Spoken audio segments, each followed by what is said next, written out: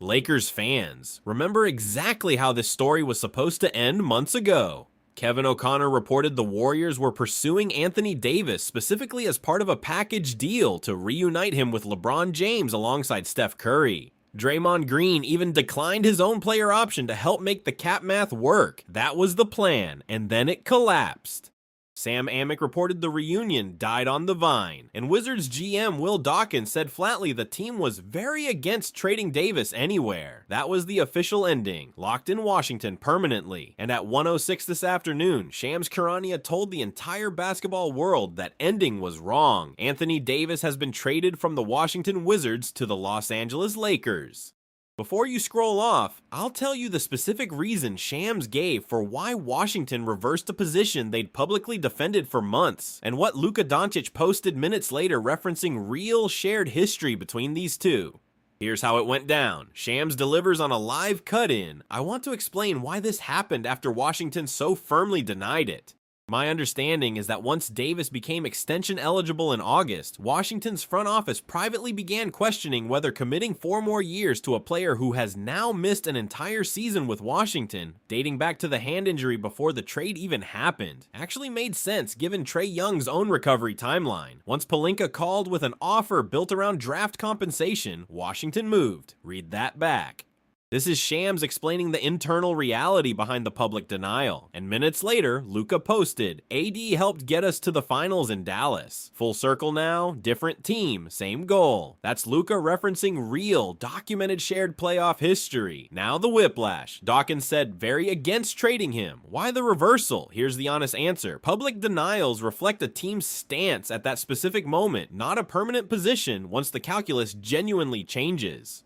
Davis has literally never suited up for Washington. An entire season lost to injury before he ever wore the jersey. That's a real, unusual factor that makes loyalty to this specific partnership genuinely different than a typical veteran situation. 3 reasons Shams was confident. Reason 1, the Lakers have lacked a true rim anchor since LeBron's decline. Davis, healthy, remains a former Defensive Player of the Year caliber presence.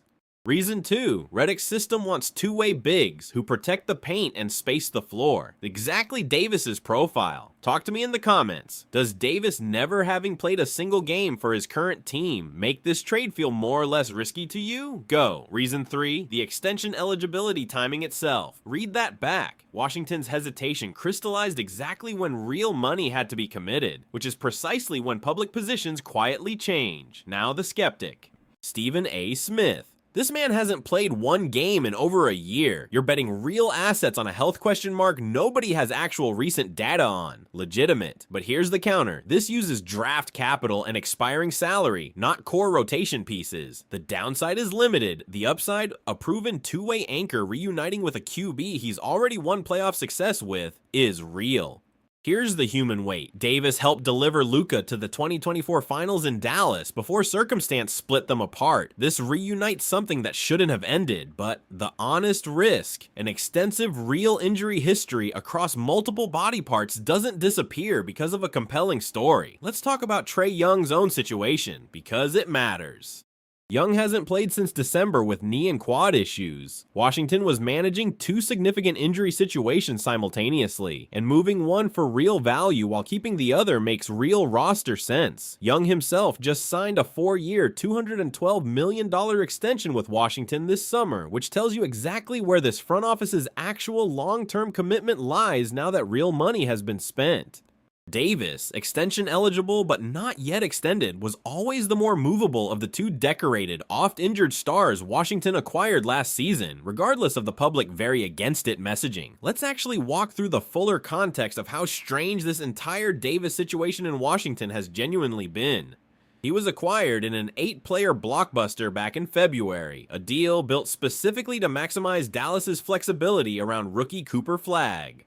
He suffered ligament damage in his hand before that trade even fully closed, missed the remainder of that season, and then, remarkably, never once suited up for Washington across an entire following season, either due to lingering issues and organizational caution. That means an entire fan base watched a 10-time All-Star wear their jersey in press conferences and highlight photos without ever seeing him actually play a live game. That's an almost unprecedented situation in modern NBA free agency and trade history, and it's exactly why loyalty to this specific partnership was always more theoretical than lived in. Let's also spend real time on Dawkins' own public comments here, because I think the specific language deserves scrutiny rather than being taken purely at face value. "He wants to be here and we want him here" is a statement about mutual desire, not necessarily a statement about what the front office is actually willing to commit financially once extension numbers get real. Front offices routinely maintain warm public rhetoric right up until the exact moment a genuine financial decision has to be made, and Davis's extension eligibility in August was always going to be that exact moment of truth. Let's also talk about what this specific move means for the Lakers' broader championship equation this season. Adding a proven, two-way rim protector on top of an already complete roster reflects exactly the kind of aggressive, detail-obsessed team building that separates genuine title contenders from teams simply hoping their existing pieces are enough. Let's also talk about role clarity. Davis isn't walking in as a lone star. He's a complementary two-way piece next to an already elite offensive engine, precisely the reduced burden situation most likely to actually maximize his health. Let's also talk about the specific injury history in real detail, because it deserves honest attention rather than a passing mention. Beyond the hand ligament damage, Davis has dealt with an adductor strain, a detached retina requiring surgery, and multiple other significant absences across recent seasons. This is not one isolated injury a team can build a single management plan around. It's a genuinely recurring pattern across different unrelated parts of the body, and that pattern is exactly what any honest evaluation of this trade has to sit with rather than talk around. Let's also talk about the Dallas chemistry one more time, because I think it's the single most underrated piece of basketball logic here. When Davis and Luka shared the floor during that 2024 playoff run, the two-man game they built was genuinely elite. Luka's live dribble reads, combined with Davis's rolling gravity, created some of the hardest actions in the league to defend that postseason. Redick's staff doesn't have to hope this translates. They already have the tape. Let's also talk about what this means for the Lakers' actual roster construction philosophy this entire offseason. Adding Luka, adding complementary shooting, and now a proven two-way anchor, all within one calendar year, paints the picture of a front office specifically stacking proven talent around a genuine superstar rather than gambling on unproven youth. That's a coherent, identifiable approach, and it's exactly the kind that tends to produce real immediate contention. Let's also address the timing question directly, because it matters. Why move now rather than waiting? The honest answer is that once Washington's public position showed any crack at all, waiting risked losing Davis to a competing team entirely. A front office with real conviction doesn't sit around hoping the price improves. Let's also spend a moment on what a fully healthy Davis actually represents defensively for this specific roster.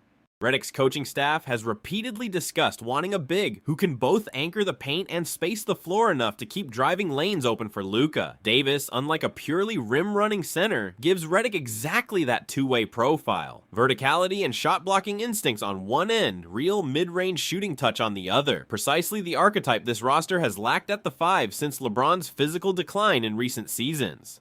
Let's also talk about what Davis himself has publicly said about his own mindset heading into this season, because it adds real texture. He's spoken confidently about wanting to prove himself again after a genuinely difficult stretch of his career, repeatedly framing this upcoming season as a fresh chapter rather than a continuation of past disappointment. That kind of stated motivation, paired with an actual fresh start in a new city, is exactly the combination that sometimes produces a genuine bounce-back season from a talented veteran. Let's also spend real time on how quietly Golden State's earlier pursuit had actually been developing before it publicly collapsed, because it adds real context to how genuinely fast-moving this entire situation has become. Multiple outlets reported the original LeBron Davis-Curry framework as a real, live conversation for weeks before Amic's died on the vine report, which tells you this wasn't a rumor invented from nothing. It was a genuine front office pursuit that simply hit a real, specific obstacle in the form of Washington's extension timeline. Understanding that the underlying interest in Davis never actually disappeared even after the specific LeBron package fell apart is exactly why the Lakers were positioned to move the moment Washington's calculus shifted in August. Let's also talk about what Pelinka's specific approach here suggests about how this front office operates more broadly. Rather than waiting to see whether Washington's position would soften on its own, Pelinka reportedly maintained contact with people around the Davis situation throughout the summer, understanding that a player of this caliber, even carrying real injury risk, wasn't going to sit available for long once his extension eligibility date actually arrived and forced a real decision. That kind of quiet, persistent positioning is exactly the strategy that turns a seemingly dead situation into a real trade the moment circumstances change. Let's also address the timing question directly, because it matters for understanding how deliberate this actually was. Extension eligibility isn't a minor procedural detail. It's the exact moment a front office has to decide whether it's genuinely committing 4 more years of guaranteed money to a player, or whether it makes more sense to move him while his trade value remains real. Washington's own hesitation crystallizing at precisely that moment, rather than at any other point over the preceding 6 months, tells you the extension date itself was the actual mechanism driving this outcome, not some unrelated change of heart. So let me bring it home.